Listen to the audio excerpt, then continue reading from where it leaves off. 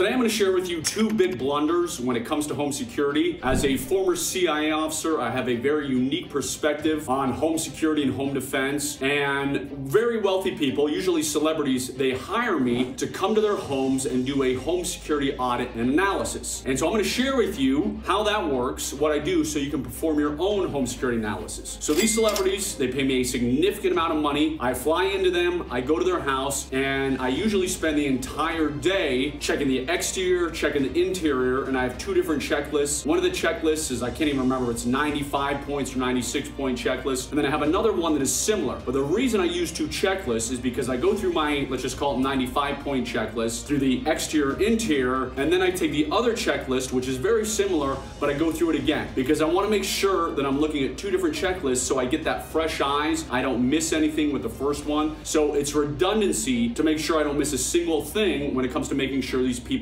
homes are safer. Now, let's get to the two big mistakes that I see people make. Mistake number one is most people, the average citizen, is only going to have to worry about a random home invasion. And a random home invasion means that some crackhead is looking for money for his next drug fix, and he kicks your front door in, steals some valuables, electronics, cash, jewelry, and takes those and goes and buys drugs with it. So most home invasions are going to occur through the front door because these random home invasions are criminals who are idiots, because most criminals are idiots. That's why they're criminals. However, for people who are celebrities, people who are high profile, they have to worry about targeted home invasions. What is a targeted home invasion? Well, let's say you and I are spies overseas, and we've been given an assignment, a tasking, to target a home. Maybe in this home is somebody that we are going to have to extract and take out of that home, or maybe in this home is a safe with valuable information we need to take, or it contains other items or goods which, for whatever reason, the US government has said, we need you to go to that home and extract that piece of information or that item. If you and I are these spies working together, we are doing a targeted